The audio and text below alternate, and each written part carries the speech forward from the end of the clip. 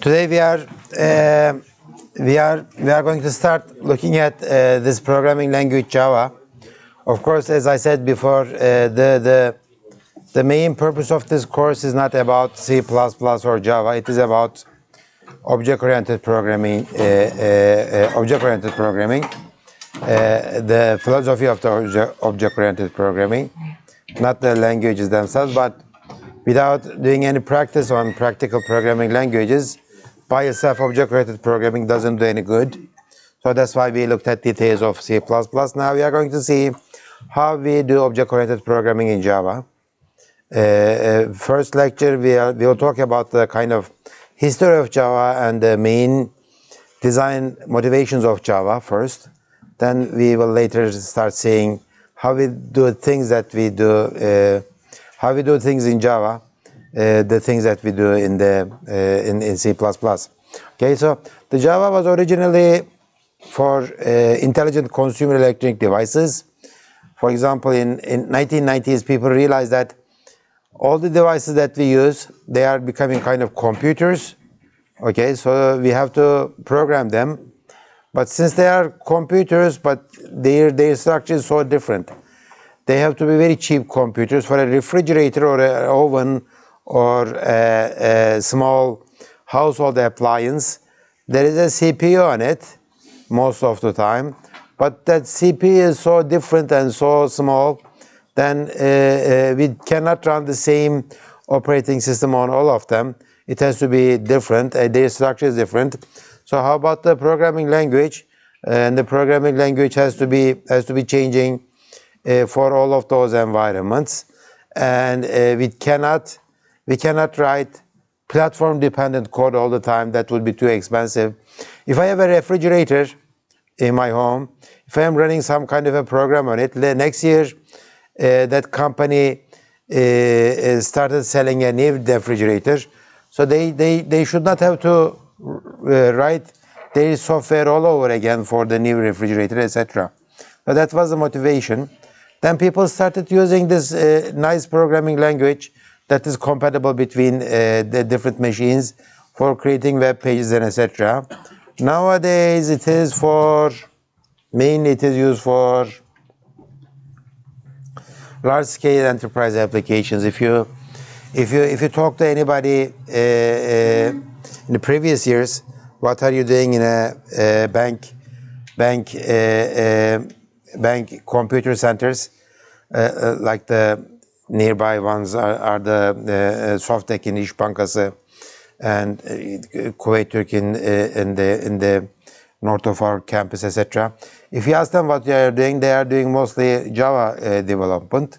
That's because they are doing large-scale enterprise applications, okay? And this one and this one getting less and less, okay? They are getting less and less functionality. Most of the time, they do this large-scale enterprise applications, which is kind of appropriate because what did we say? Object-oriented programming makes development of the applications faster. They are more reliable. Team play is easier with the object-oriented programming languages. So it is no surprise that enterprise applications, which needs to be developed in a fast and in a continuous way, sustainable way, is done in Java. Okay, so typical Java environment. So Java is a compiled language. Okay, it's a compiled language. What does that mean? We write our code and we compile it and we run it. That's true. Okay, like C or C++. But it is also an interpreted language too. So how does it work? It works this way. Okay, first you load your program from the disk to the editor. You edit it. Okay, let me try to get some.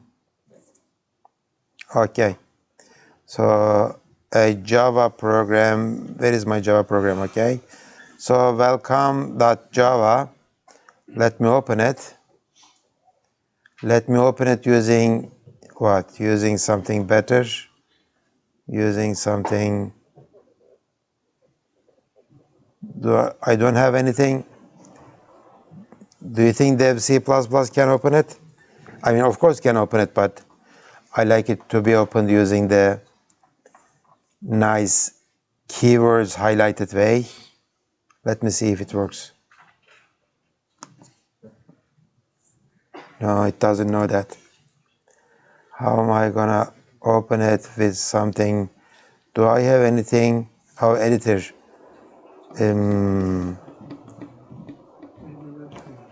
C++.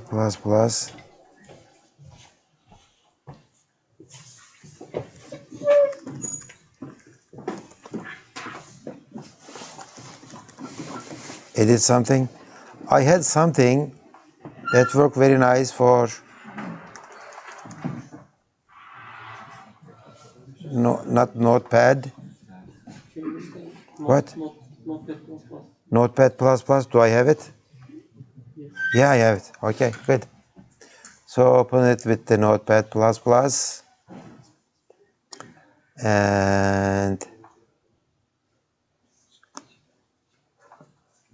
yeah, good.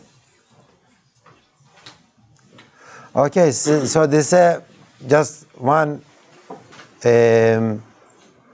example Java program. Don't. Okay. Let me erase these, and that's it. And backslash, and that's it. So it's a small Java program, very small Java program. Okay, doesn't matter what it is. Okay, we are going to talk about it. So I loaded it, I edited it.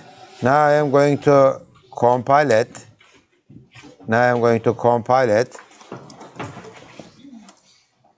Okay, that's my program. Here it is. This welcome.java. This is how you compile a Java program. The name of the Java compiler is Java. Java compiler. Okay. Can I make this? Yeah, okay, I can do it. Yep. So you hit the enter button, return button, whatever. Like the C++ compiler, it compiles it. And if there is no problem, okay, let me do it again. Java compiler, welcome Java. It compiles. If there is no problem, it doesn't give you any messages. But if there is a problem like this, okay, an error message I'm trying to get, if I compile it that way, no, I don't know. I mean, just every statement has to end with a semicolon. It gives me that error message. So let's get rid of it and save it again and compile it.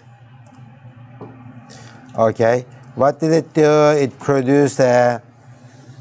When you remember, when I compile a C++ program, it produces an object code, right? .o. Then I later link it, and I produce an executable program, and I execute it. Java produces this welcome.class. Okay, this is a Java bytecode, we call it Java bytecode, and this Java bytecode is supposed to run directly, but it doesn't run directly on your operating systems or CPU. It doesn't include your CPU instructions. Remember our target code in C++? It is about, don't play with it, okay? I'm talking to you. What are you doing? Okay. What are you talking about? Yeah. Okay. That's kind of a professor reflex if anybody is playing with the cell phone, yeah. So Java produces this welcome.java, welcome.class. This class is not the bytecode, okay? It is not the executable, it is a bytecode. So what do I mean by bytecode? It is this. Do you guys remember my favorite website? It is this one. And if I go to this site, and if I copy this thing and paste it in there, okay, so it will fail, but they made a new update to the site. Now they can they can compile Java code. See, this one is Java code, okay, bytecode. And if you try to understand what this one is doing, you won't, because doesn't matter how many CPU structures you know. This is not a code that will run, okay? This is not a code that will run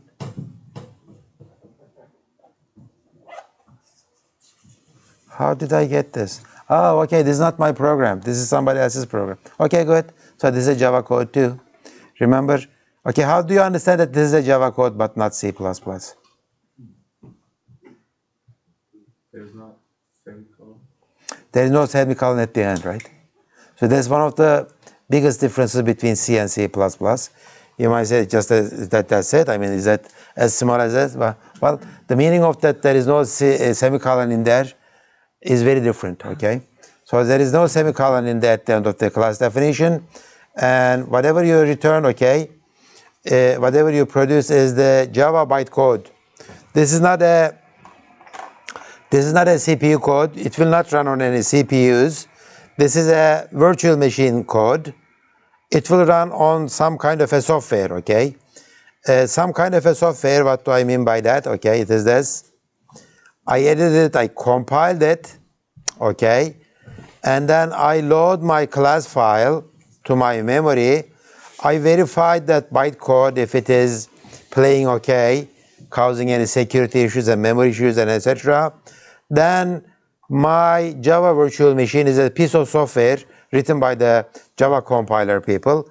My machine, my code, the produced code, bytecode, will run on this Java virtual machine. So Java virtual machine is kind of an software CPU, if you like to call it that way, but it is written in software. It runs on top of your CPU. Okay, this is the case usually. This is your CPU. On top of your CPU, this is your hardware.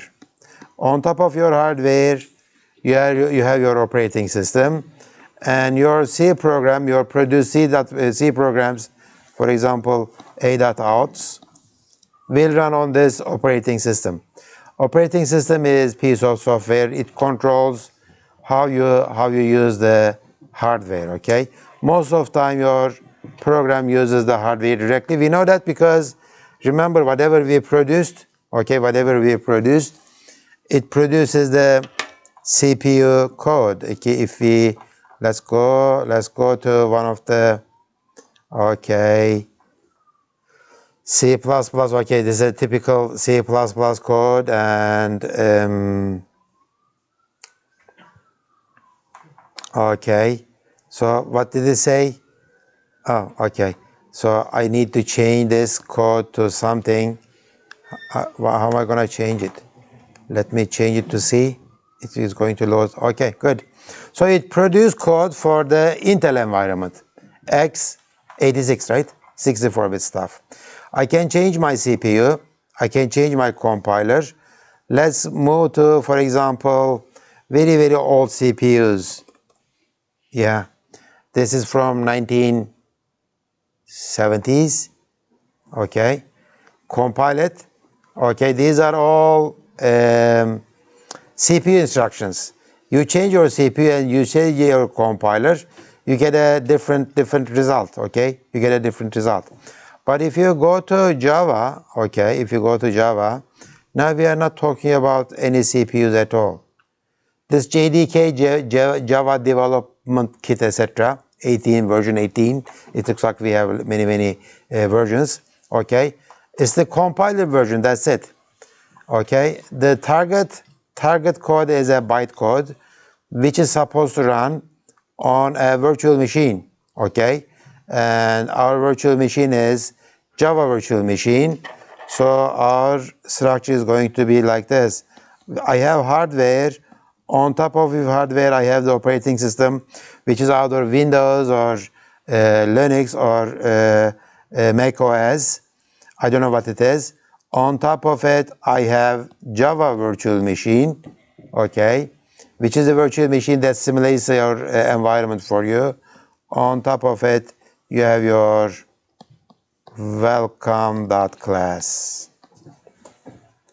So this one behaves like operating system and the hardware, and your welcome class thinks that it is running on this JVM, it's a machine, and it doesn't care if it is running on an Intel architecture or the ARM architecture or the Windows environment or the Mac environment or the Linux environment.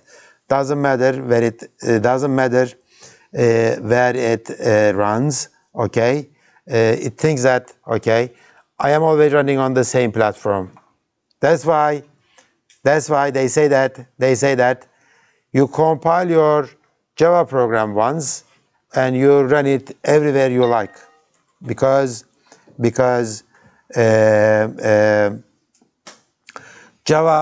Java programs doesn't care about where they running, because they think that JVM is already available. So it is the task of the Java compiler people to write different JVM software for different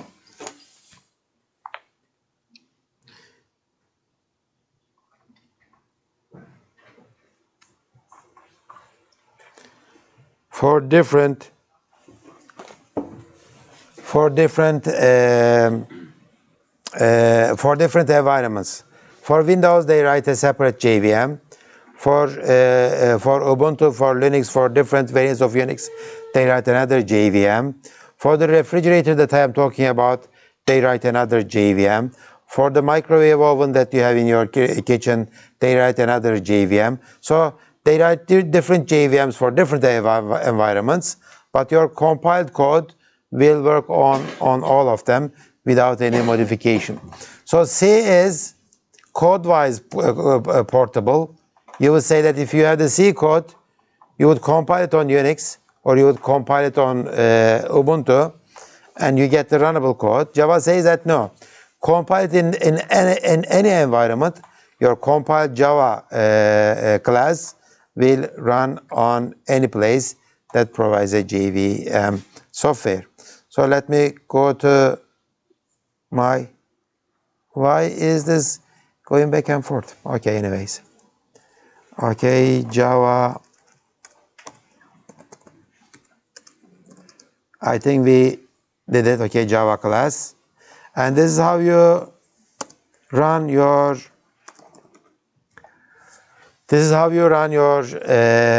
Java program. Java virtual machine is called Java, okay? Java is the name of the, remember, Java compiler is this, okay? I compiled it. Now I'm going to run it. Java and welcome to Java, it says, that's it, okay? So this is a program, Java compiler is a program that compiles the Java code into the bytecode. Java is the Java virtual machine, is another program. As a command line parameter, okay, it takes the Java compiled Java bytecode. As always, this Java compiler and the Java virtual machine, they are written in C, right? Yeah. Why do we want all Java bytecode to be platform independent?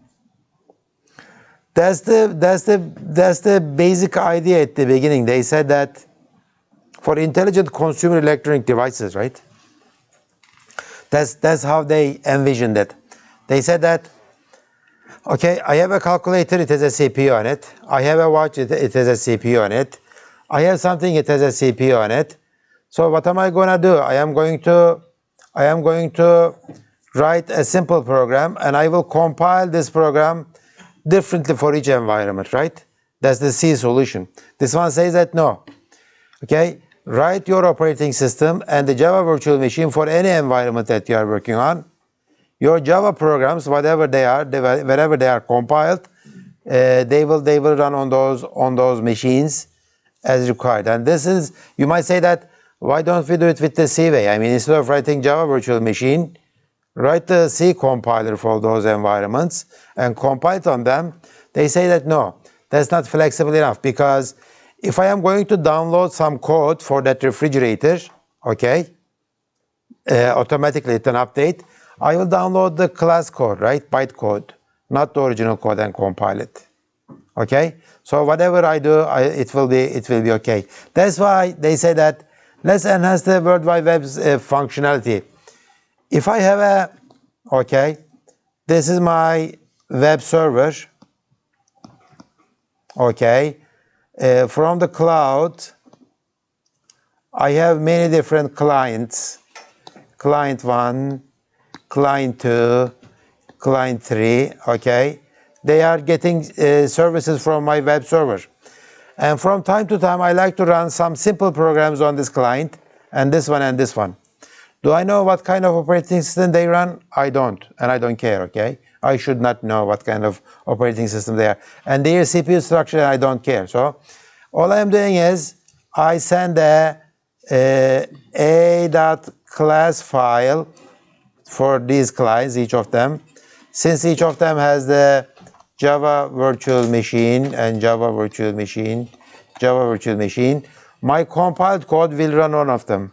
Doesn't matter what kind of client they are.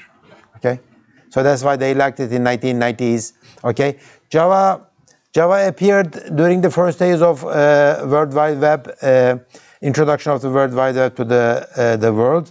So they kind of combine these two ideas, and they say that let's use Java for this World Wide Web server functionality, and etc. Later they discovered that this is too insecure. It causes lots of security problems. They gave up on this one, and they continued doing this large-scale enterprise applications and consumer devices. It is no coincidence that these devices, you program them using Java, right? You write most of the time, you write your cell phone, Android, you write your Android programs, applications in Java. Okay? Yes? In Java code is reversible. I mean, if Reverse compile, yeah, of course it is. Well, I mean, if a code is optimized, okay? If a code is optimized, when you compile it, if you use an optimizing compiler, reverse compilation, inverse compilation is not that easy. But of course, see, I am producing this, right? It is readable, and it has comments in it, right? So yeah, theoretically, it is possible. Okay? Yes? I still don't understand the advantage of JVM as opposed to using a compiler. C says that, okay, C is C and C++, okay, C and C++, they like that we are portable, right? What is portable? You take your C code from Windows environment to the Unix environment, you compile it and it runs, right? So it is a code level portable. It is at the code level, it is portable. You can port your code to any environment you like, code level. Okay? Java says that I am portable too, but I am compiled code level, bytecode level portable. If some code is compiled, then you can carry that code anywhere that you like. You don't need a compiler for that environment. You need the Java virtual machine only. Okay? C++ says that for that environment you need the C compiler, C++ compilers. This one says that, okay, only Java virtual machine is enough. Java virtual machine is simpler than Java compiler or C++ compilers. So if you have a new environment, don't write any compilers for that new environment. Just port the Java virtual machine for that environment. That's one advantage, okay? The second one is, as I said earlier, for this new environment, you can send compiled code on the fly without making any modifications, and that code will run, okay? I can compile my code on this machine and send it to some other machine, and it will run without any code level modifications, okay? This one says that compile once, run everywhere. Okay, that's the idea of Java virtual machine. Okay, well, I mean, as I said before, this feature of Java is not being used much today. They are not people, most of the people, they are not using Java for this feature, compile once, run everywhere thing, okay? They use it because Java has very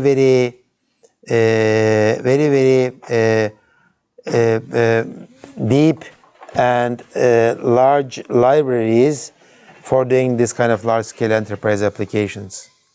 And it is accepted, everybody is doing it. Why, you might say that how come C++ doesn't have it and Java has it? Because Java is kind of faster to get started, okay, for your applications.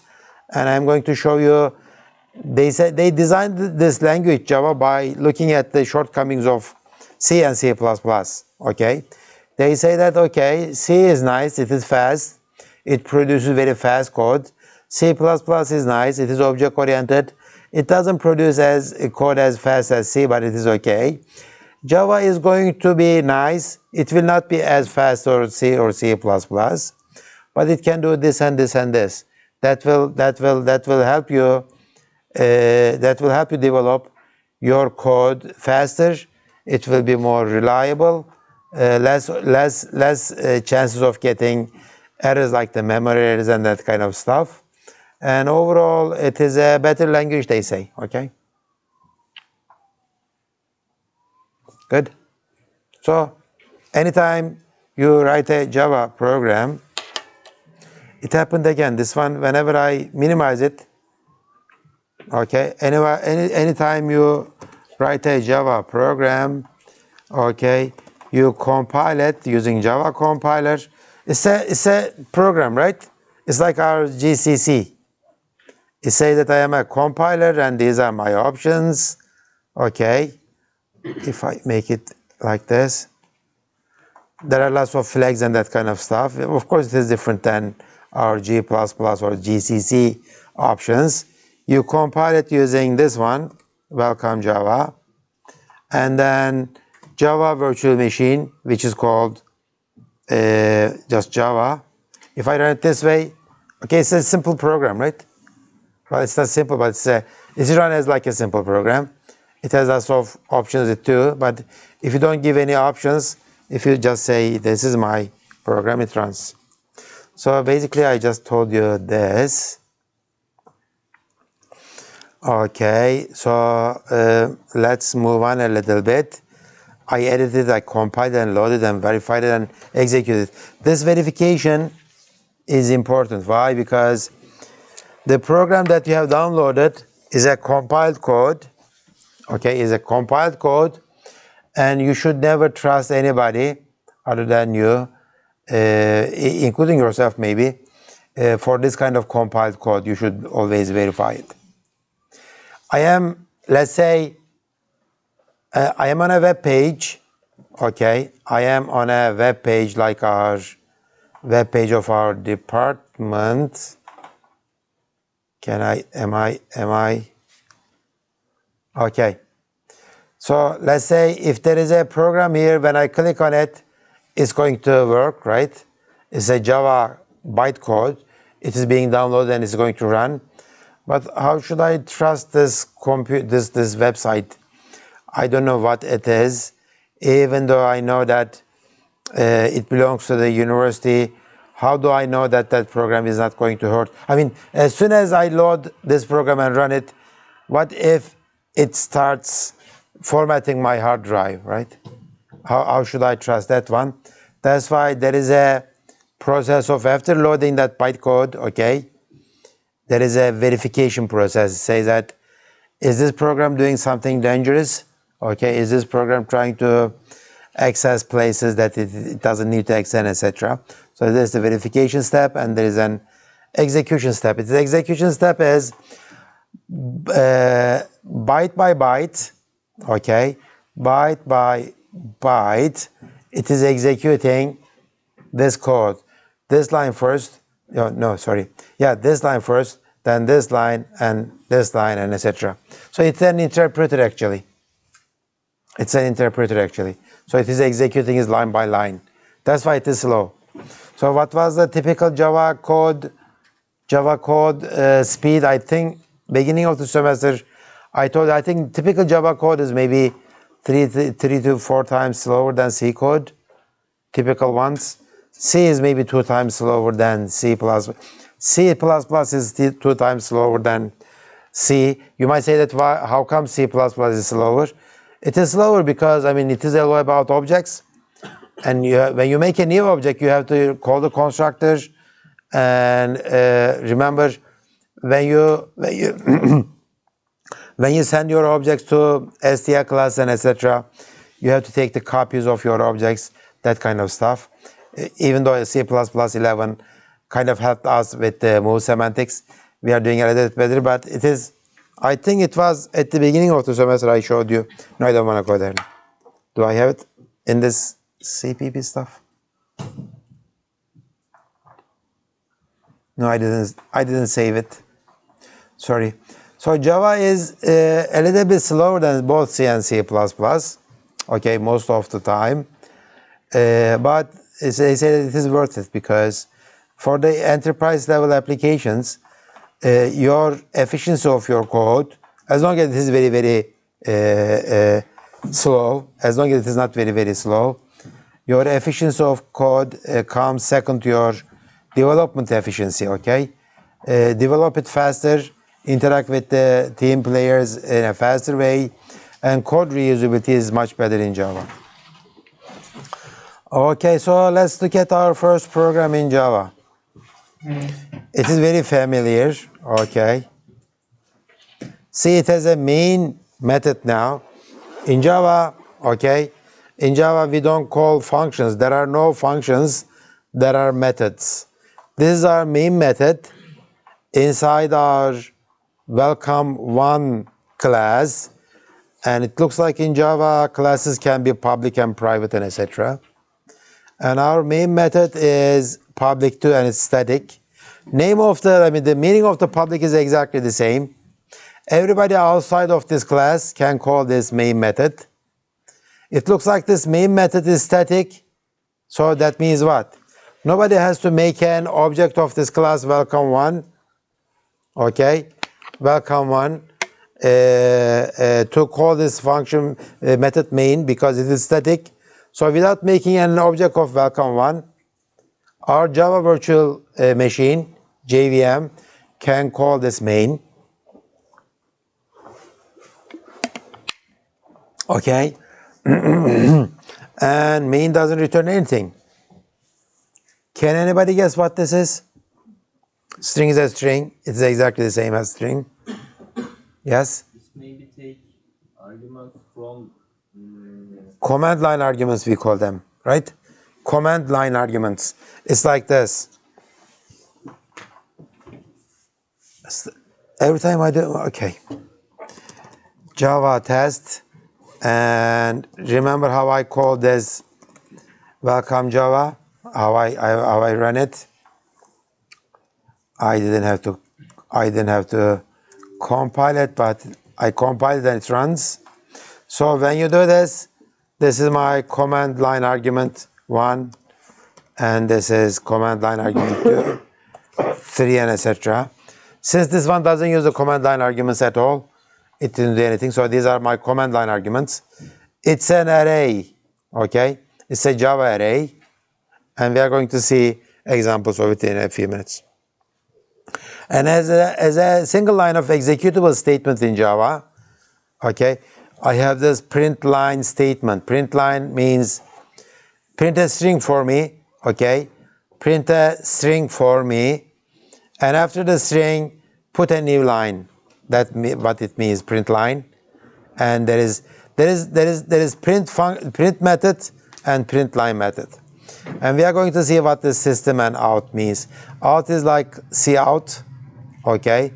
There is an out member inside system, and we are going to see what system is in a few minutes. Okay. So that's the rule. See this one, name of the class and name of the file has to be the same thing in this case so that it can run. Okay. So the name of the file is welcome1.java. Name of the class is public class is welcome1, and inside this there is a main method. Okay. In Java we have programs like program1.java. Inside this program, inside this code, there should be one class, a public class,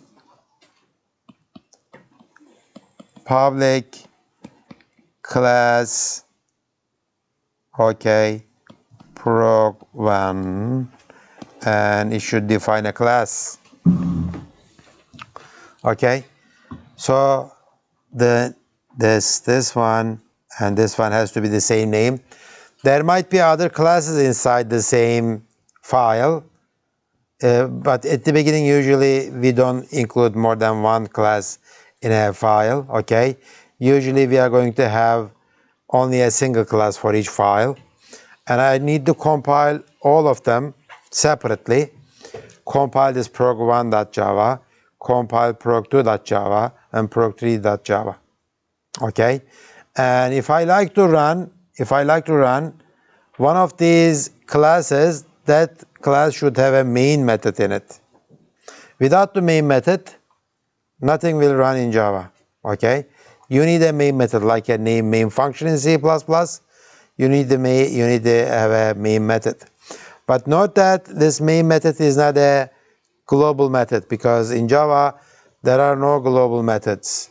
There are no global variables. Okay, everything has to belong to some kind of a class. Okay, so this main method belongs to this welcome1 class. Then welcome1 class is defined inside this welcome1.java file. You compile it and you run it. Okay, if there is a file, Java file, okay, let's say prog1.java. Inside this prog1.java there has to be prog1 class, a public class. If you don't have a main method in it, you cannot run your JVM, cannot run this prog1 because it doesn't know where to start. It doesn't have a main method. It's like we have lots of C++ files without any main functions in them, right? It's something like that. Something like that. Okay, good. Any questions so far? So let's do some other stuff. Another program. It's called this. Its name is Edition. Edition.java. Yeah. Edition.java. Okay. Edition Java is this one. So it looks like there is a main. It looks like I am going to run this one too. So Edition Java, public class edition, and public static void main. Okay.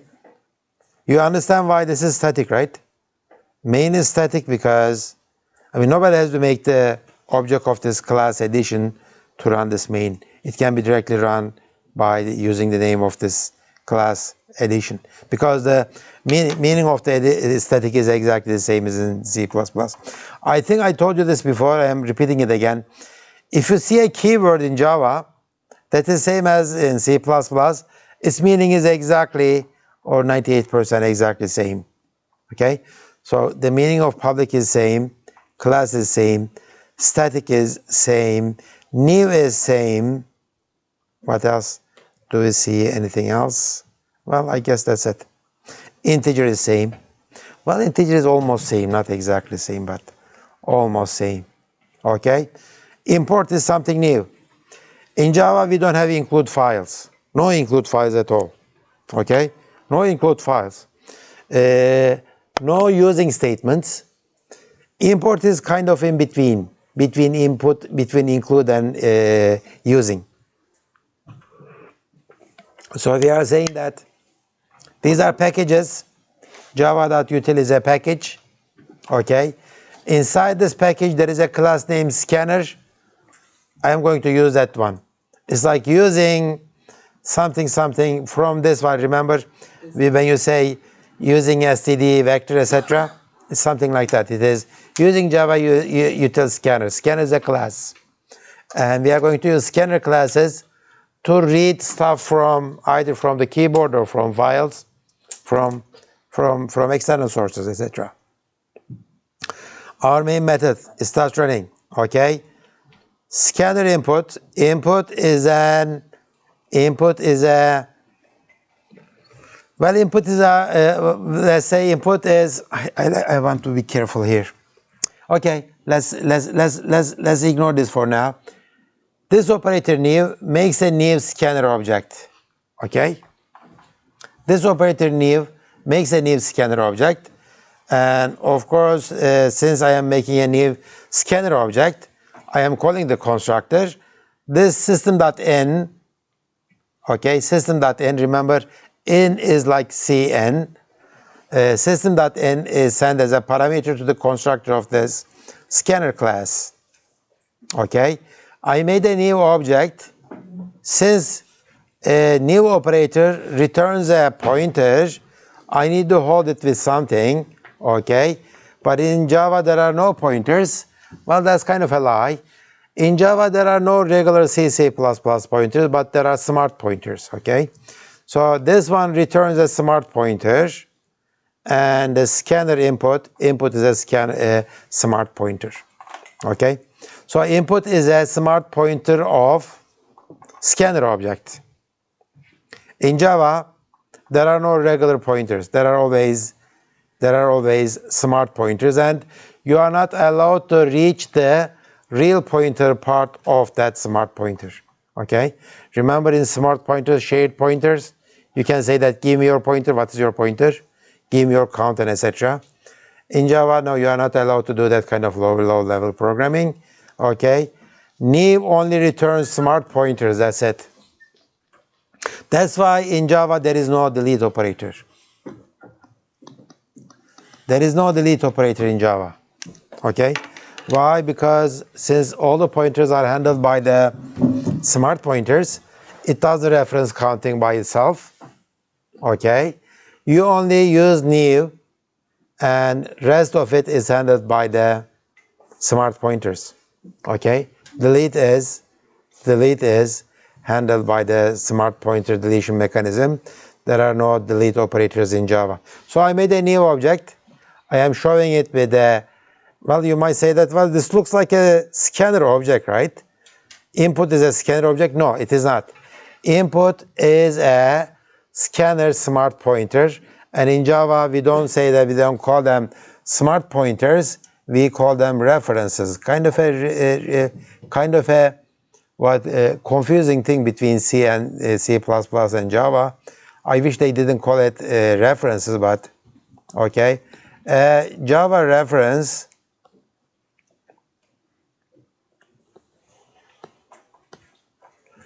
is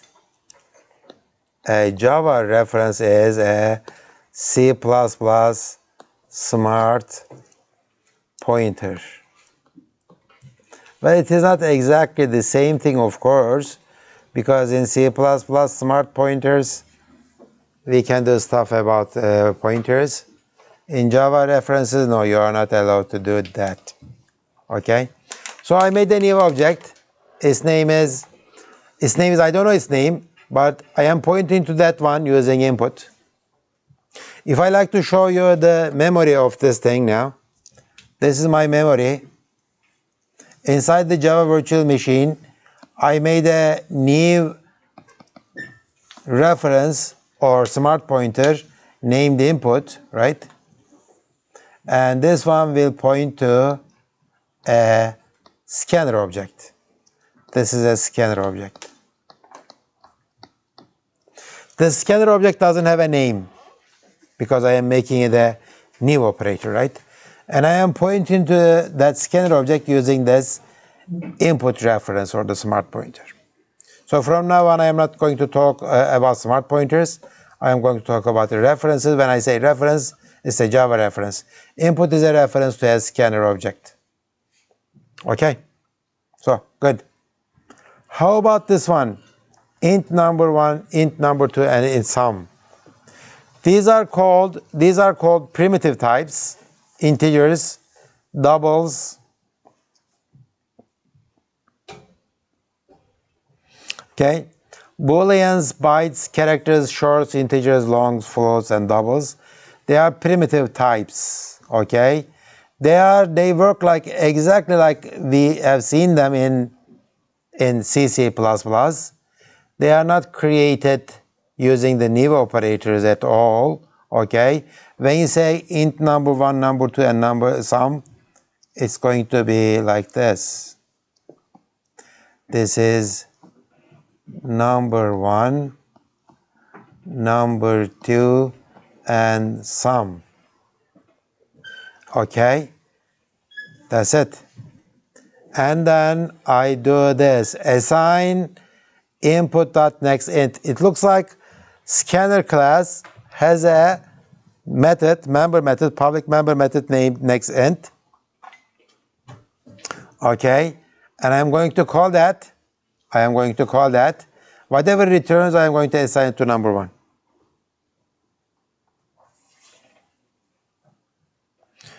Okay, you cannot be doing your attendance, right? See, I caught him. It wasn't that difficult. He was sitting in front of me. Input.nextInt is going to return something, and I'm going to assign it to number 1. Okay, good. And you know this. Remember, this is not print line. This print it will print it without a new line. Then I am going to call this nextInt again. Input.nextInt. I am going to get the second one. Assignment and addition operator. Add these two and assign it to sum. And see, remember this old friend, printf? Did you miss it? Printf. Looks nice, right? It behaves exactly like, well, almost exactly like C printf. Sum is %d and sum. Okay, I print it after that. There is a new line, and I will do it this way. Okay, I will compile it and I will run it, and it is going to run this way. Okay, so this is how you make primitive type variables. We don't call them objects, we call them primitive type variables. This is not a primitive type, this is a reference type or the class type. Okay, in Java, okay, it's a surprise for you. New is the only way to make a new object. New is the only way. You are going to use your heap to make a new object, that's it. You cannot create objects on the stack. All the objects has to be constructed on the heap using the new operator. Okay? So when you say scanner input, I mean for a C++, for the C++ syntax, that means that, okay, make an object named input, its type is scanner. Okay, it looks like this one is going to call the no parameter constructor of the scanner class, right? That's the meaning of the C++ syntax, but in Java it means that input is a reference or the smart pointer of the scanner class. If I like to make a new object of scanner, then you use the new operator. Make a new scanner object with these parameters. Whatever it is returned, I am going to refer it to using this reference named input. Okay, there are two types of declarations in Java. One is primitive types like this one. Okay, you can say integer A, integer B, integer C. It is done exactly like C. Other ones are the references. Okay, you say that. Okay, you say that when you say money is my class M1. M1 is not a money object; it's a money reference. Okay, and its default value is null. M1 holds a null in it. Okay, when you say After this line, when you say m1 dot get cents, okay, when you say that, okay, after that line, I don't think that it's going to compile because Java compilers are smart kind of. But if you compile, if you run it, you are going to get a runtime error, not segmentation fault, but runtime error. Because segmentation faults are caused by the hardware, CPU causes the segmentation faults, and your code reports the problem for you. Segmentation faults doesn't happen in Java. Why? Because JVM is running on top of your CPU. If JVM crashes, your whole system crashes. The JVM says that, okay, M1 points to a null object. Okay, it doesn't point to anywhere. Get sense will not work.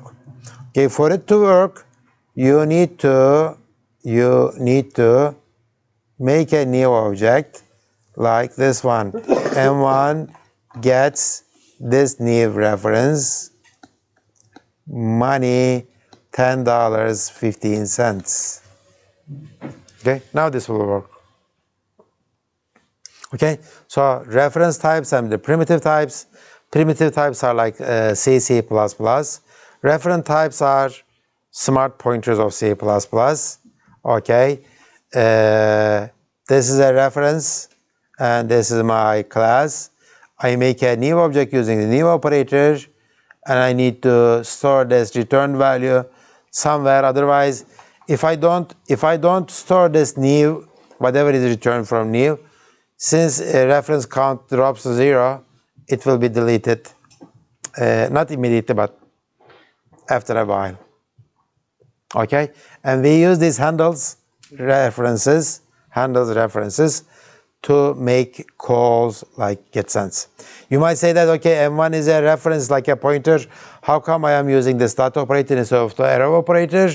Well, since it doesn't have objects, right? M1 is not an object, it's a reference. It doesn't have a pointer like we know in C++. That's why they don't have arrow operators in Java. They don't talk about pointers at all in Java, okay?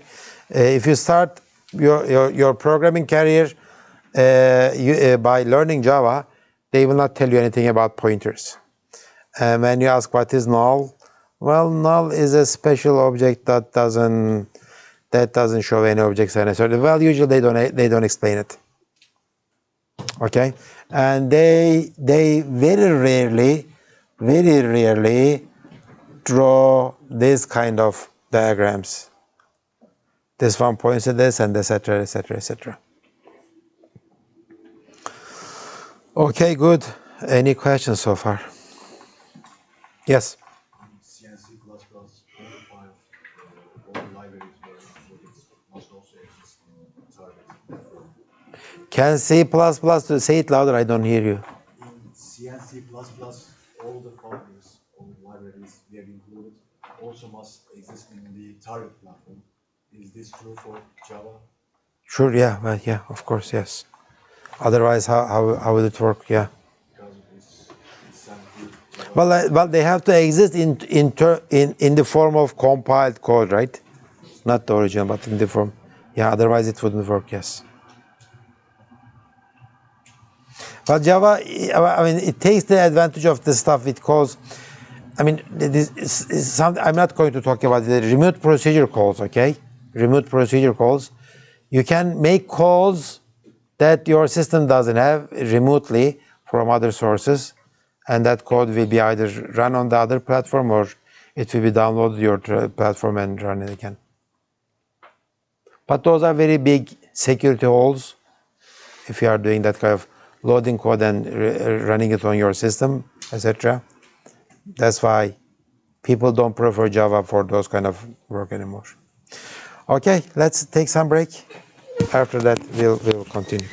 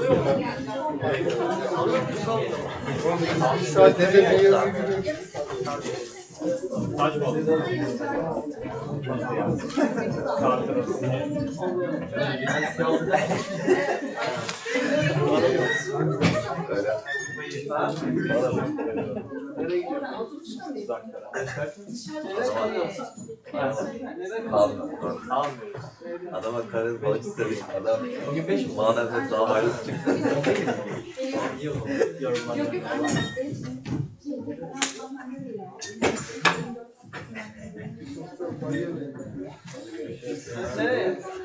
Şamanca gelsin.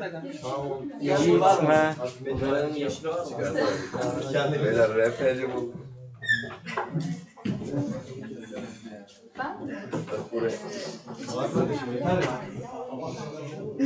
Yarım tak yarım.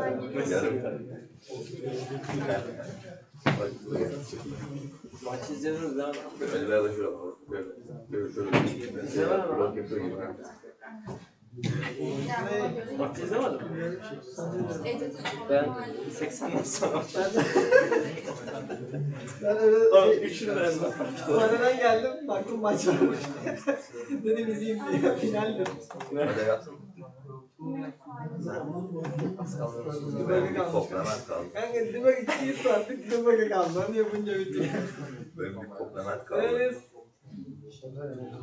Oğlum çatışır, acayip çalışıyor ya. İlk defa böyle çok manyak bir kod Evet, yazdım. sayesinde bekleriz. Evet, sağ ol. Oğlum bir tek komplement kaldı ya. Onu nasıl yapacağım? Hangisi? Alayalım kampını. Oğlum 365 günü tek tek yazacağım böyle Hayır yapacağım. hayır, tek tek yazmayacaksın. Tümünden bir tane for yapacaksın. Ben sana yükseleceğim. Sen anlat. Değil de oğlum şimdi dediğim bütün yıl gitmez. Yok yok. Ben sana halledeceğim. Böyle bütün yıl değil mi? Emre Tek tek ben başlasın bir attım. Hayır oğlum tutabilir ama bir onu tutmam lazım yani. Bir tane Tamam, böyle bir tane bir tane böyle şey yapacağım. ekstra bir şey oluşturamıyorsun. Oğlum 365 gün içerisinde yani boru. Tamam, bir şey olmaz oğlum. O da sonra patlamasın. Ben oluyor. Onu diyorum ben devam edip tek tek çıkartacağım. Gün aktarayı uzatma olayına çıkıyor. Ben de öyle yapıyorum. Onu isteyen zorunlu bir şey değil. Ben de işte onu diyorum yani. Boru ne anlamı? Oluyor oğlum. Tamam var bizim ne yapayım? Pro fonksiyon yapacağız tüm günü. Adam 360 tane şey görmek istemiyor compiler önünde basın. Aynen oğlum ya. Niye göster istemiyor oğlum? Ne görmek Oğlum çok geliyor yani. Bir kere Compiler'da yapacağım. sıralı şey görmek Bir istemiyor. kere yapacağım. Bir kere. Ama Bir kere yap. Döveceğim ne olacak? oğlum çok hasta oldum. Beyler şey yok ya, operatör neydi, ayran yok ama. Şu neydi? Öyle bir şey yok. Bu yok mu? Evet. Var olmadı. Ücretsiz kodları çıkmıyor. Ödevde vardır o. Ödevde var. Stüdyo nasıl Yazınca çıkmıyor, operatör yazınca çıkmıyor. Çıkar oğlum. İndeks Stüdyo ne oldu? İndeks operatörü çıkar. Operatör eşittir yazamıyor mu? Eşittir değil oğlum. Şey, Evren şeyi. yazınca ne oluyor? Ha? Yazınca ne oluyor? Bir şey çıkmıyor, tanımlamıyor. Nasıl bir şey çıkıyor? Tanımlamıyor. O ne demek o? Bilmiyorum oğlum. Tanımlamamak ne demek? Yani normalde rengi değişiyor ya, onu yapınca. Olmuyor ya. Yanlış yazıyor. Diğer, aynen kanka. Kesin, diğer hepsi Bende niye oluyor? Oluyor herhalde. Kodda mı? Ha. Ben başka bir şey kullandım onun. Artık daha var. Oğlum et koyabilirsin. Ben küfür mü ediyorum Allah'ın aşkına ya. Et koyabilirsin. Güzel direkt bakıyorum. istiyor. Adam arkada yatıyor belki. Yok, kimse yok. Enes gel bu tarafa gel ya. Bununla konuş. Ben Yok burada cama yakın orası. Ben düşüyorum. Oğlum bu ne abi? Yarım ek. Ben açım, sen yine iyi. 10 gram marul, 3 gram peynir, Peynir. yarım çeyrek domates. Kaç para biliyor? Kaç? Sen Ben lazım yani. Alma oğlum ondan ya hangisi? Sen 15 geceden lira sandviç burada yap tost. kendine. Buradan tost al. Geceden, Buradan tost al oğlum. geceden sandviç yap dolaba koy. Sabah Oğlum buradan ye. tost al. 15 lira veriyor abi. Ama bugün botta bir tuvalete girdim. Yarım saat çıktım. Oğlum bak öyle ben yeni mi öğrendim? Sen niye geç geldin bugün? Kalkamam. İşte bak kalkamayınca Batu giriyor tuvalete. O yüzden ben diyorum ya. Oğlum 7.30'da kalktım. Batu. Batu hep o saatte giriyor. Hep o saatte giriyor. Haberin olsun. Üniversiteden biri çöp atıyor. Oğlum illaki dinleyen var. Neyse Hepinize hala. merhaba arkadaşlar. O yüzden geç kaldım biraz. Sadece adam çıkmıyor. Ya lavabo da yok değil mi? Lavabo sevmiyorsun. Her gün en kötü KYK bina. Abi bütün public şey olmaz mı? Gel bizim yurda işte. Public tuvalet sıkıntıları. Yani bir tane lavabo koyalım. Yani Bazı odalarda iki var kanka. Mehmet diye Var bir gitmişler. şey geçmişti. Oğlum Hala var oğlum. KYK zaten yurt değil ki. Evet diyor. Şey, Bir tane var ya sıra oluyor diyor. Ya. Mehmet'in burası diye. Bir de 4 kişiler kanka. lojman abi. 4 kişiler. Ha. 2 tuvalet var. Diyor ki sıra oluyor diyor ya. Kalkıyoruz sıra oluyor diyor. Öyle demesin. Manyak. 5'e 1'miş ya. Hadi siz 5 kişi alalım sonra. 5 kişiyiz de 3 kişi yaşıyor lan. Herkes gidiyor. Aynen. Maksimum. Aynı anda 5 kişi kaldığımız çok nadir. Ne güzel. Birlik beraber. 3 kişi beraber. Yorumlanıyor yollar. Orman yol. Anladın mı canım? Kaçak yazdım. Orman bakalım. Adamı bıçak Oğlum sallıyor. gidiyoruz ben hava soğuk nasıl çıkarsın? Sabah bir daha atmış orada. Kafam üşüdü. Deneysel. Ben de not yazıyorum ama kayıtlar yorma yol. Oynamadım. Ben onu oynamadım. Demiyorsun ya. Oynamaz abi. Experiment. Eksperiment bir şeyler.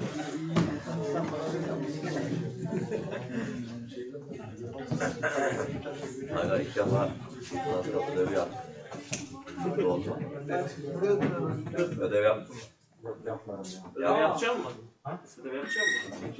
Kalıyor mu? Bugün başlar, bugün bitmesi yapıyorum. Ha birazdan. Haftaya kadar yapar. Öyleymiş lan. Oraya oturayım ben aslında. Yapar yanıyor. Oğlum. 2 gündür. Bu listeyi sen çevirme alıyorsun yanmışlar. Ben düz bütün gün ona başladım. Sonra Enes dedi şöyle kolay dedi. Onu ben de aynen sonra bir şimşek çaktı hala. O 200 satır kodla çözemedim ki 20 satır kodla çözdüm abi. Ben kodsuz çözdüm. Ondan sonra çatırsın hepsi. Dedim ilk blok set algoritmi. Onu yapabiliriz ama Evet.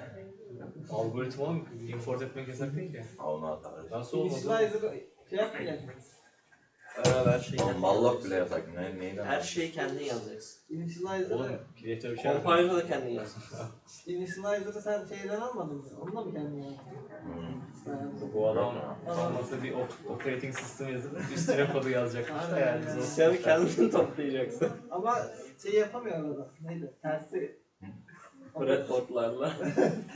Breadboard'larla da işlemci yaptım. Kendi compiler 8 bit işlemci yapıp üstüne operating system. Üstüne kod. Abi 8. 8 çok 7 yeter. Şimdi bizim day of kaç byte içeriyor? Ben de 370 çarpı. 50 byte falan yeter abi. 50 byte'lık bir memori tamam. Çok büyük. Memoriye kaç veriyorsun? Hı? Memoriye kaç veriyorsun? 50 byte. Var lan. Nasıl memori? Memori vermeden. Evet. Ben 64 30. Ne diyorsunuz oğlum? 64 Neden byte. bahsediyorsunuz? Öyle bir şey mi var? Ben yapacağım. Memori mi ayarlıyorsun? 64 Byte. yeter. Ne diyor? Oğlum byte konuşmayalım. Direkt sayı konuş. Türkçe'ye çevirir misin şu arkadaş? Nerede bir nasıl hangi satır var dedi? Nasıl satır? Evet sen kaç veriyorsun? Bir şey vermiyor. Ne veriyorsunuz abi siz? Anlamıyorum. New ve okuyor. Ya kaç eleman mı öyle? Ha. Hangi klas için? Ne yapıyorsun? Ve okuyor sen. Yapıyorsa. İçindeki ve okuyor tutan point. Ona kaç? New kaç veriyor? Onu veriyor. Yapalım Oğlum tamam. Bir şey şey yok. vermiyor. Dynamic o değişiyor. En başta en başta sıfır. En başta sıfır boş oluyor. Set. Arttırıyorsun. Mallop geçen sene yaptığım gibi mallop arttırıyorsun. Nereye kullanacağız peki? En başta kapasite falan. En başta kapasite 10 falan galiba. Bak şey çok garip ha. Sonra 2'ye katlanıyor. İyi kol aldı tutuyorsun ya. Böyle bir keyword olması çok garip değil mi? Operatör oldu ben. Ay o kol. Sen ya sekreterinden geliyor. Niye acaba sizde yok öyle? New daha basit abi. Daha iyi olur. Daha basit. Mallop daha iyi. Hayır oğlum bak. Bir şekilde Mallop olsa mallop değil ya. Kast yapacaksın. Kes yapacaksın. New diyorsun. Ay şey garip. Şimdi Abi. mesela Mambo yazmak için de bir şey yapmış olman gerekiyor. Mambo yazmak için. Mallop source kodu var ya. İşte orada nasıl yazıyor yani? Mallow falan çağırıyorlar öyle. Neyi? Mallow çağırıyorlar. Bir şey yapıyorlardır boşver. Arkamı kördün mü? Hayır oğlum, New aslında Mallow. Evet öyle.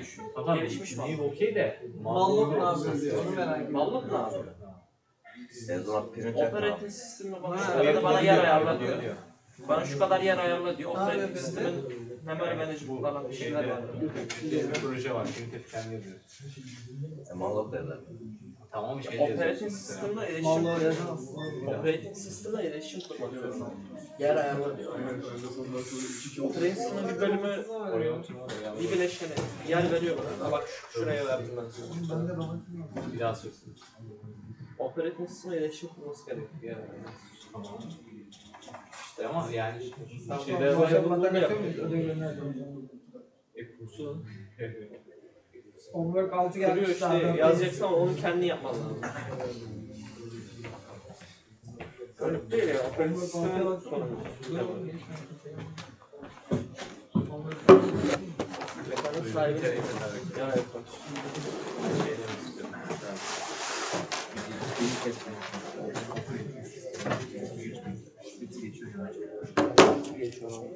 Yani evet.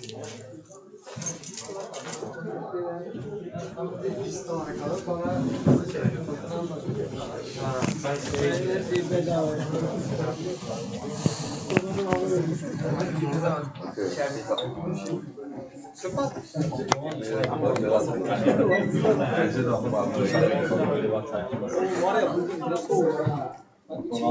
İçinde bir şey yok.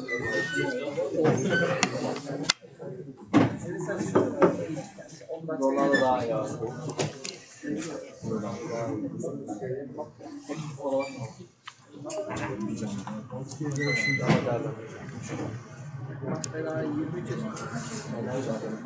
Ha bunlar buraya gidiyormuş ya, gördünüz mü?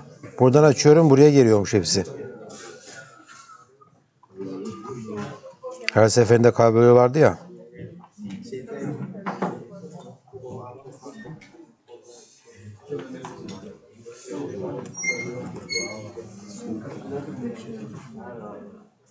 Şu ne peki o zaman?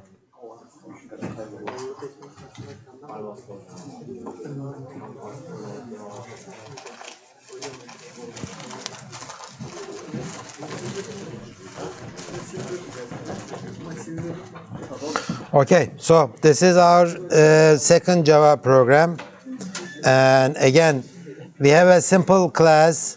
Nobody made an object of this class, addition class, right? Because it has only a single method.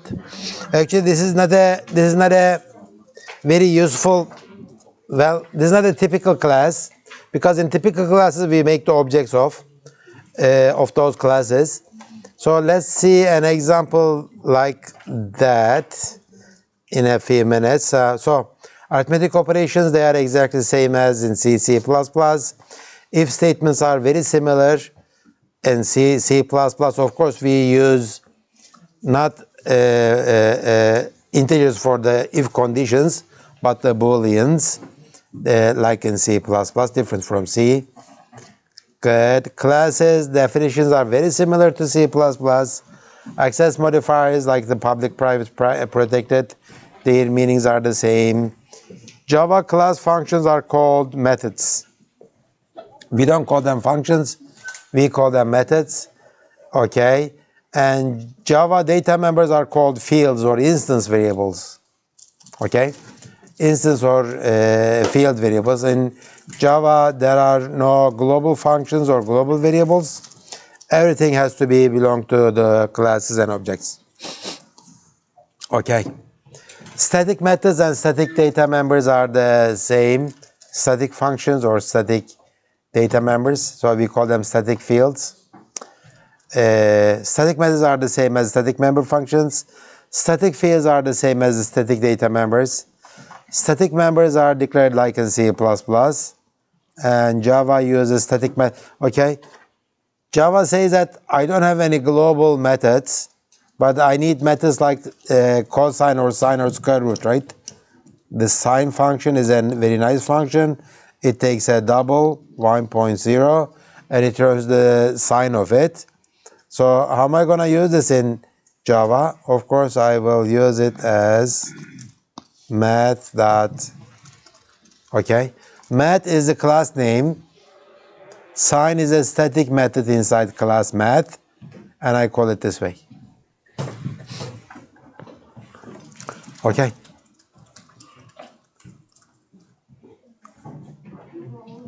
And what else?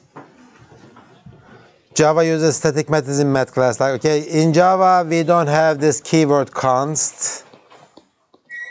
We don't have it. We don't have it. Okay. Instead, we have this keyword final. Final is the same. Is not the same as the const keyword. Remember, in C++, later they added in C++ 11, they added this keyword final for the final methods. Why are you guys late? You take 20-minute break.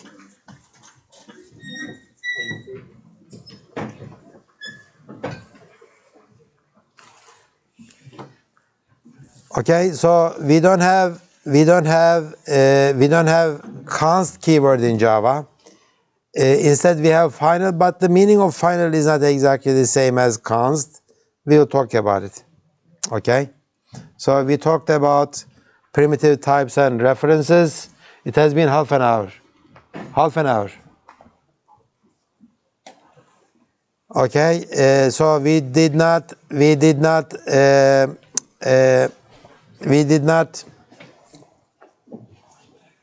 We'll talk about this const and final later, okay? So primitive types and reference types, we talked about it already. So let's skip it. And let's look at our second example. This time, I am going to write two classes, okay? One is the gradebook class, the other one is the, let's look at this one first. This is gradebook test. This one has the main method in it, okay? This one will make two gradebook objects and we'll refer to them using gradebook 1 and gradebook 2, okay? So remember what I said, new is the only way to make a new object in Java. Well, maybe I should say this in quotes because there are, well, I mean, to make a new object of gradebook, new is the only way. For some very special cases, there is one more way of making an object of other classes, special classes, but I mean, this is a general rule of thumb. New is the only way to make a new object of a class. So I have a gradebook class I have written myself. I am making two objects of it, okay? But this is gradebook test nocta. I keep saying nocta. Gradebook test.java. Okay, this is gradebook test. The same name, public. Okay, the rule is already there. Okay, I make two objects of it, point them by these two references, and I call get course name and get course name from both of them. They will return me two strings, okay, and I will print them using my nice, good, old trusty printf, okay. So it looks like inside this gradebook class, I have defined this get course name. So gradebook is a very simple class. maybe it defines one or two methods. One is maybe a get course name, the second one is a set course name, maybe, I am not sure. We are going to see it in a few minutes. So this is how you do it. So in this case, I will have two files. One is the gradebook test file, the other one is the gradebook file, okay? And I will compile them side by side, and I will test them. Do I have them here? Gradebook, do I have it here? No. Where are my, no. Couldn't find it anywhere.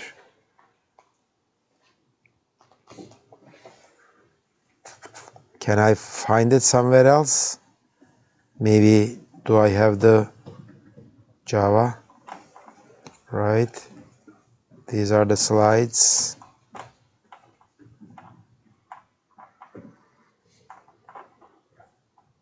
Resources?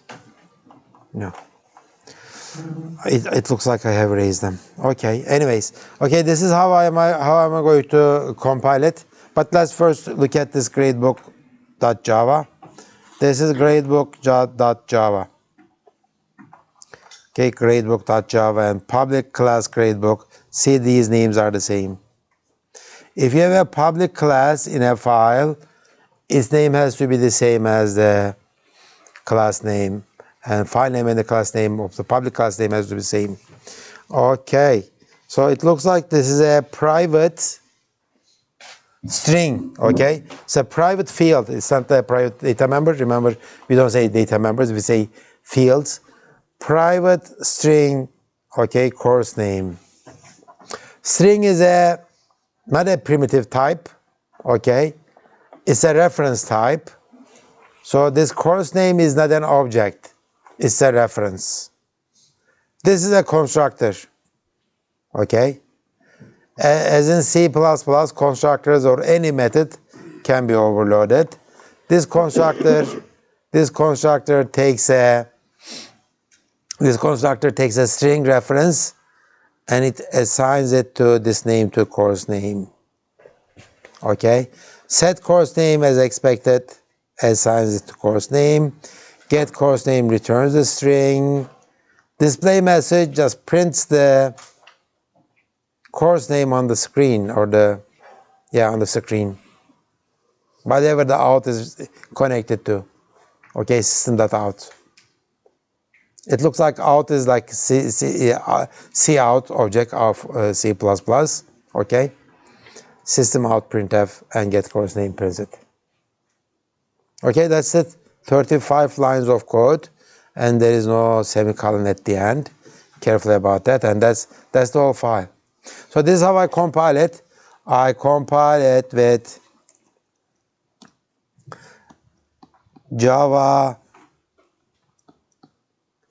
gradebook.java, then Java compiler gradebook test.java. Then how do I run this? I compile both of them. It produces two class files. Okay, then how do I run it? Java virtual machine is Java, right? Then I say gradebook or gradebook test? Gradebook test. Why? Because inside the gradebook test, there is this main method. Inside the gradebook class, there is no main method. If there is a main method, then I can send it to Java virtual machine. So let's see the differences from C++. It looks like I am repeating this private, public, protected access modifier specifications for every element of a class, including the data members and the data members fields or the methods. So this is a private data member, public method. So there is no public, private, protected section in a class definition. Every element has to be specified this way. Okay? And it looks like we put the data members or the fields at the top and the privates at the top, as opposed to C++'s preference of putting them at the end, okay? Because as I said before, in Java there are no header files. We don't show our code at all to the customer, okay? So this is only for ourselves. That's why Java people say that put the data members or the fields at the top, put the private at the top so that the implementer can see what is available.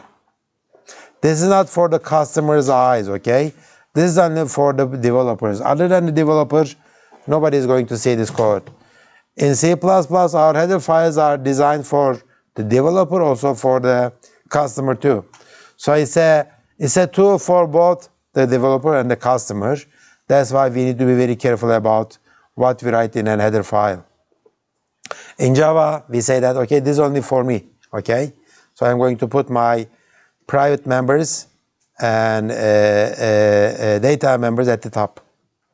That's the design philosophy difference between Java and C++. Okay, so I mean, for the compiler, it doesn't matter in what order you put them in. Like, it doesn't matter for the compiler. But for us as the developers of Java or C++, if you're writing in G++, put your data members at the end in a private section. But if you're writing in Java, put them at the top of the class definition. Good? Yes. Can we use Makefile for Java? Sure, why not? Makefiles can be used for anything. It doesn't, and it can be used for any type of workflow that you can use in a Unix environment or Unix-like environment. It doesn't have to be a programming language or that kind of stuff.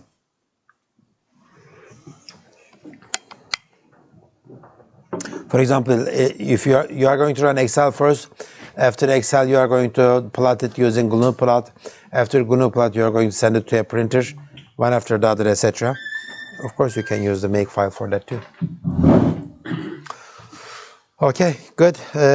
So I compiled it and I ran it, and compile it and run it, and so this one will use the getter, this one will use the getter, and I will print them out on the screen.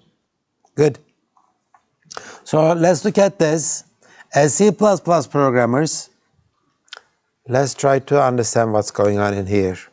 When I make a new object, get rid of this. No, stay there. Okay. When I make a new object here, new gradebook and new gradebook, gradebook 1 and gradebook 2. Go back to this position. Make this smaller a little bit. Okay, this is my virtual memory in JVM.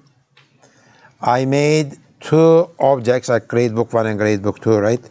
So this is gradebook 1 and this is gradebook 2, but these are just references, right? These are just references, gradebook 1 and gradebook 2. These are just references, and this gradebook 1 will refer to a location like that, right? And this gradebook 2 will refer to a location like this. This is my first gradebook object. This is my second gradebook object, right? That's what happens. But inside the gradebook, there is this string course name, right? So let me do it this way. So there is this course name and another course name. And these are both strings, right? These are both strings.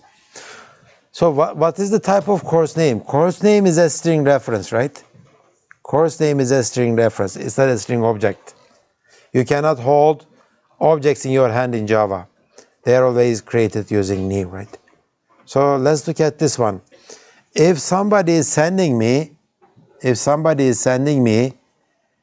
a new string to this gradebook, another string to this gradebook, I am getting its reference and I am holding a reference to that string, right?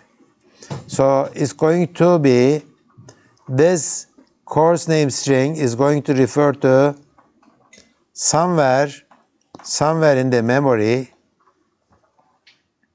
okay, like that, and it's going to be, I think this one is, course name is, I guess, what was the name? CSE 101, yeah. So this one is inside it, CSE 101, and this one will point to somewhere in the memory, CSE 102, right? These are the strings. All I am saying is that when I do this construction thing, when I call this constructor method, I am doing a shallow copy between name and course name. I am not copying any object, right? I am not copying any objects. I am not copying any deep. I am not making a deep copy, right? I am not making a deep copy. Whatever is given me, I just copy its reference, and I just point to that position and point to that position. But let's look at this one. Isn't this a problem then? Isn't this a problem?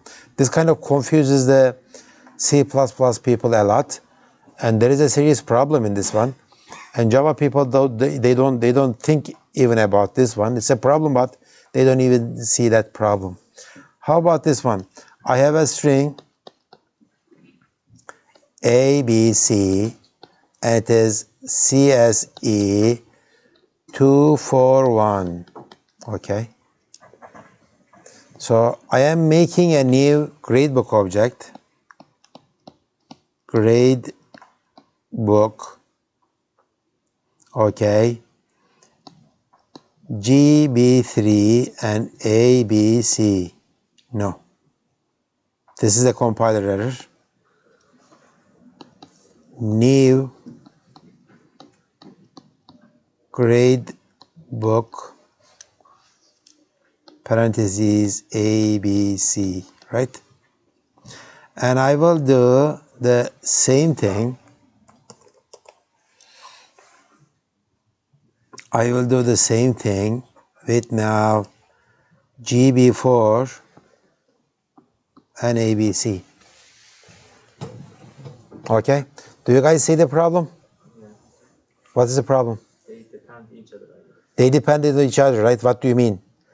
They are both pointing to the same string object ABC, right? So if I later say ABC to guess the value of 5, okay, or make it okay, X. Well, then, I mean, I converted this E 0, 1, 2, right? To an X instead of an E. But it's more serious than that, right? They depend on each other and they depend on ABC, right? So that's a problem. That's a serious problem. But it is not a problem actually in Java. This doesn't happen. You can't do that. The compiler will not let you. Why? Because they designed string in a way that string is an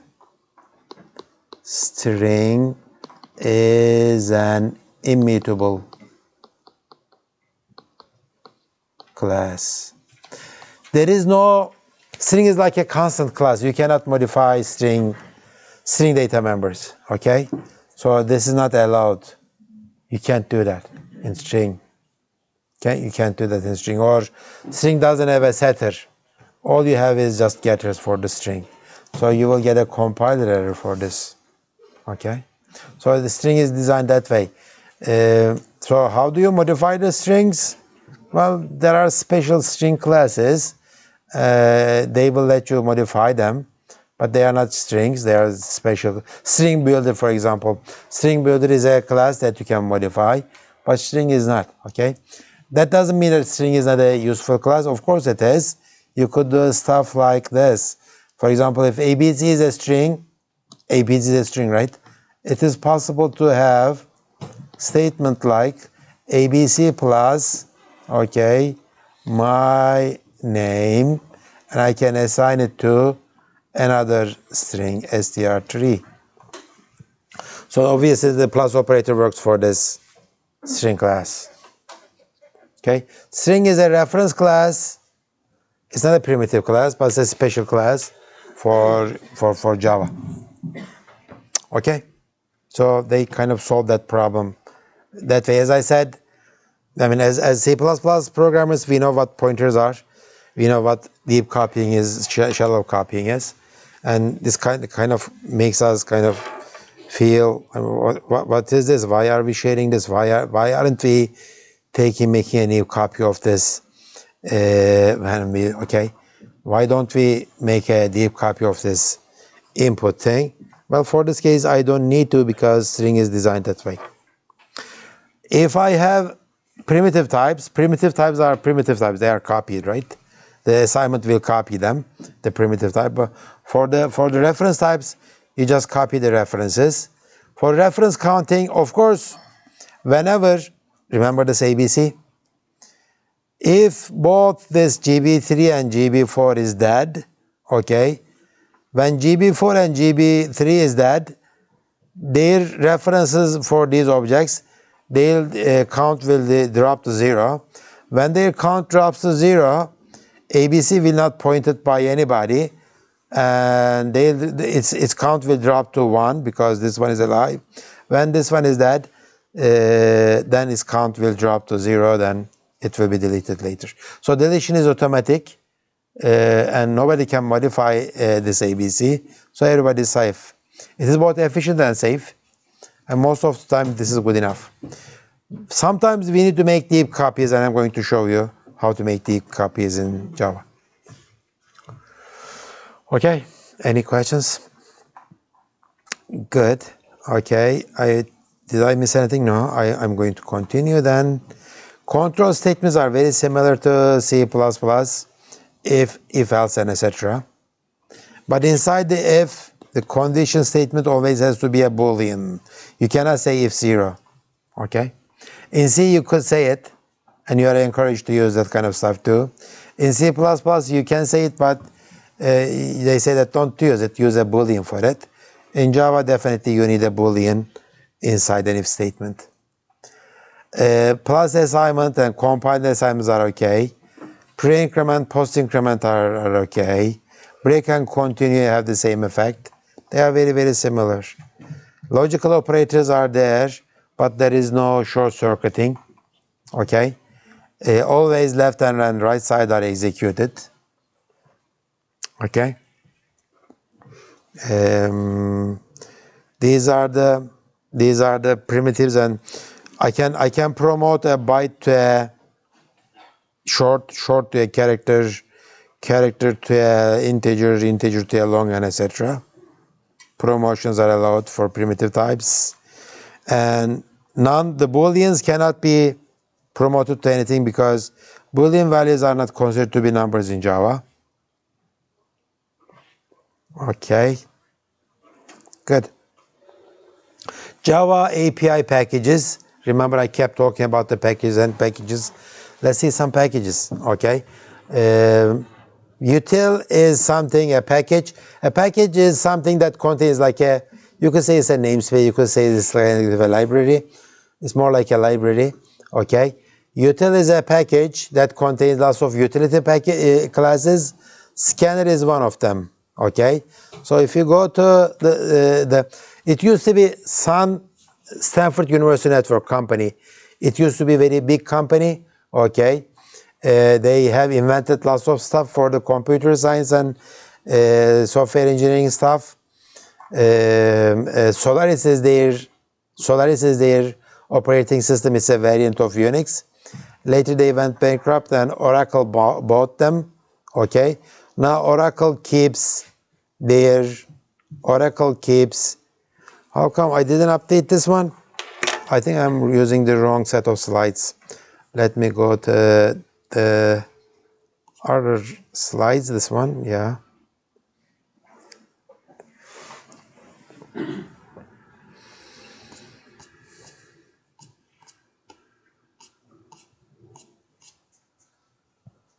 Okay, now Oracle keeps all the documentation, and Java API documentation, Java developers kit or development kit 7. Let's go there. Can I click on it? Can I click on it? Can I click on it? Can I click on? I think I can do this. Java slides.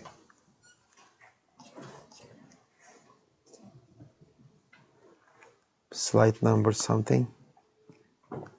Good, okay. Yeah. Let's go to Oracle's side. Okay, Oracle.com, Java, and Java version 7. And these are the packages. Okay. Let's go to Java util package. Okay, here it is. Java utilities. Inside Java utilities, I have lots of stuff. What was our scanner, right? We use the scanner. Scanner is here. Okay. Util scanner. Okay. So, where are the constructors? Okay, these are the constructors. So it looks like source. I think when we say system.in is the file source. Oh no, it's about the input stream. It is overloaded a lot. So scanner can be connected to anywhere, right? Like a string, whatever readable. I don't know what readable is. Some stuff. And remember, next int was a member of scanner. Where are the next? Okay.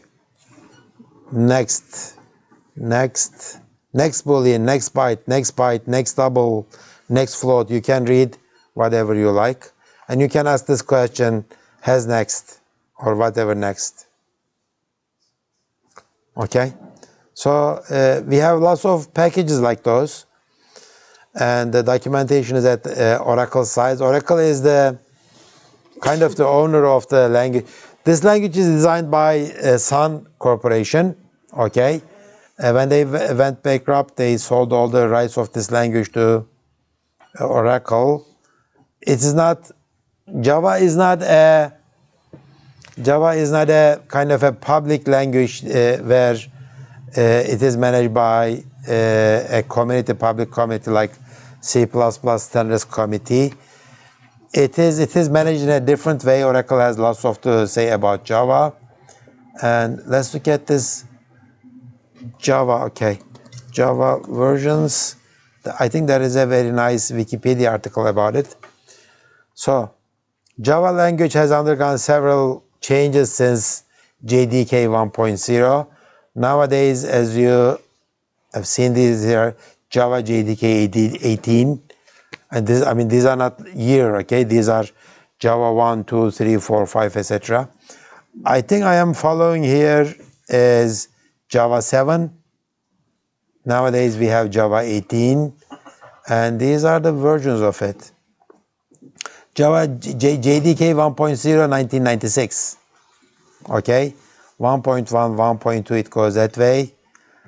And the red ones are the I guess the old versions. The yellow ones are the old version, but they are still maintained. They are supporting it. The green ones are the latest versions, and the blue ones are the future releases. So it looks like I am using that version of Java 2011. LTS means long-term support. Oracle says that I'm going to support this for a longer term, maybe for 10 years, so 2014. Okay, so they kept changing lots of stuff. They kept adding stuff. LTS is 11. What is the latest LTS? 17, right? So Java SE 18, 19. How come this is old? So they are not supporting it? So they support Java 17 but not 18. The latest is 19. So you are safest to use the latest LTS version of Java.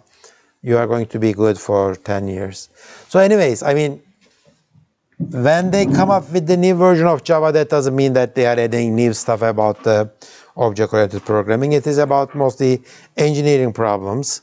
That's why it doesn't hurt us to look at Java SE 7 or Java SE, even Java SE 5, doesn't matter, as long as it has the keywords required for our object-oriented programming purposes. Okay?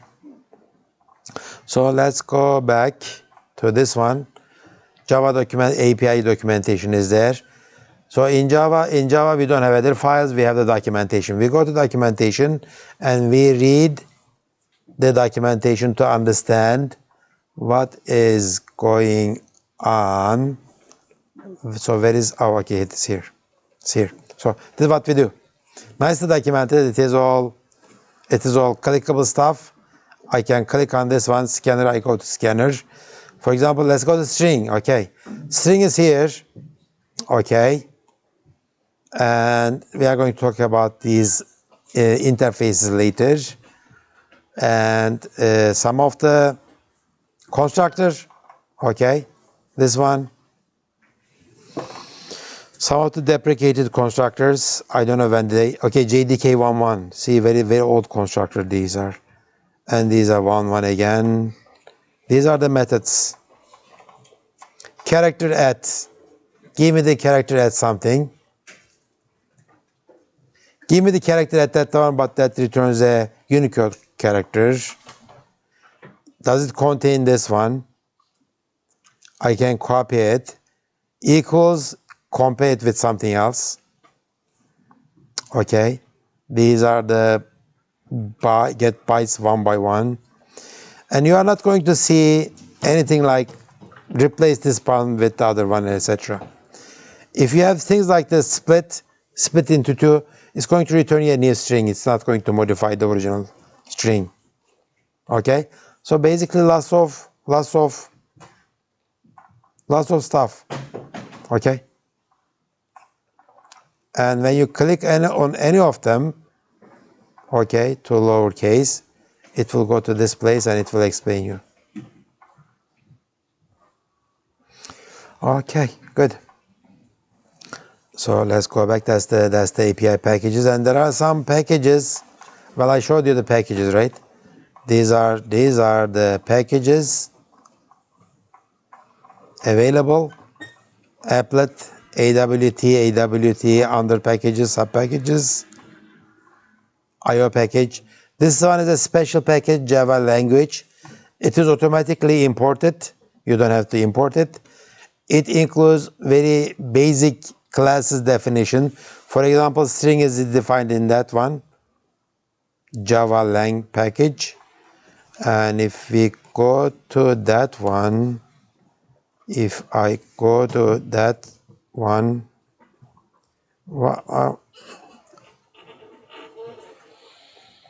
okay. I'm trying to make this bigger.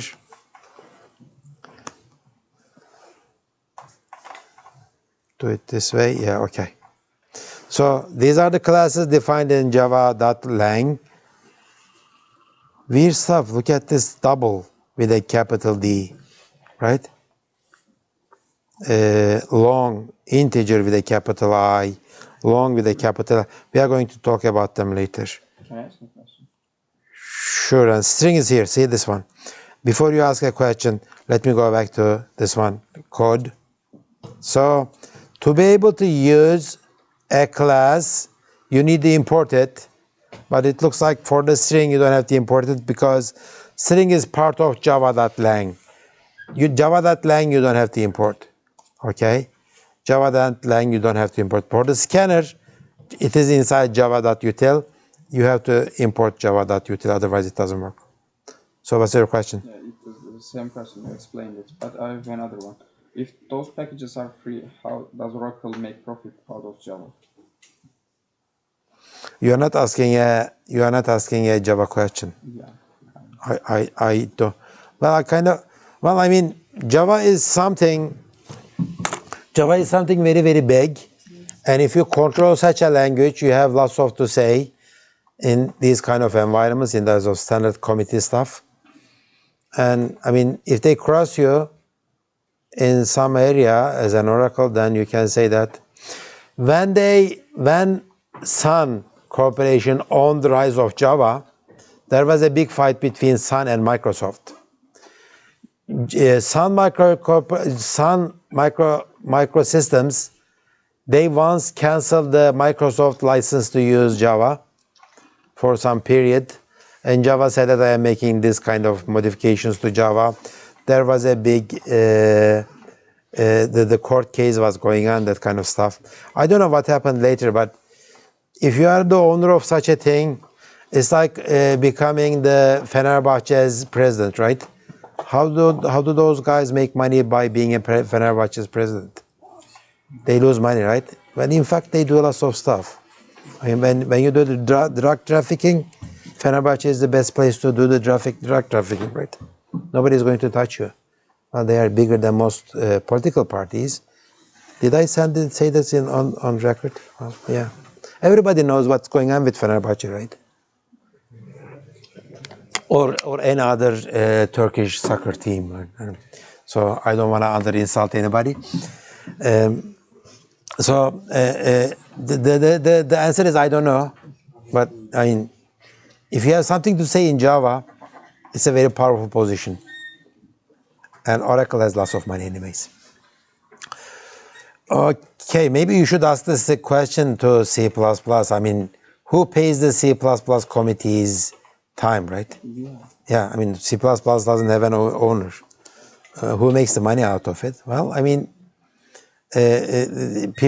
capitalist people are smart enough to know that if you work together with your competition, you're going to make more money. Okay, so that's what they do. Okay, so we talked about this gradebook stuff, and this is the example that I gave you before, and showed you how to compile and run those stuff. Control statements is the same. But well, before I stop at this point, I don't want to cover any new stuff. What did I say? Java doesn't have header files. So how does the customer get to know your classes? You write your own documentation like this.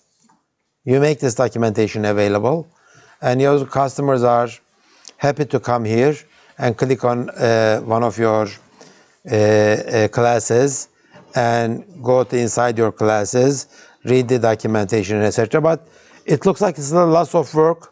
But Java makes it easy for you. It says that, okay, I am going to make this documentation formation thing easy for you. I am going to give you this utility, Java doc. Okay, Java documentation, Java doc. Let's run this Java doc for this. Welcome.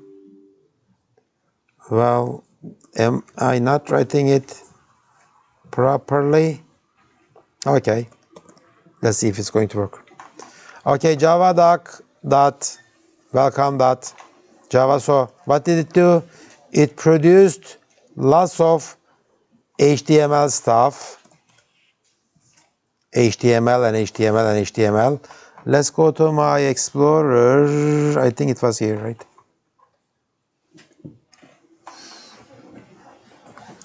Is it this one? And Java test. Yeah, see, lots of HTML, and if I go to this index.html, it looks like it's a very simple class, right? Welcome.java. Its constructor is just welcome, doesn't do anything. It has a main method in it.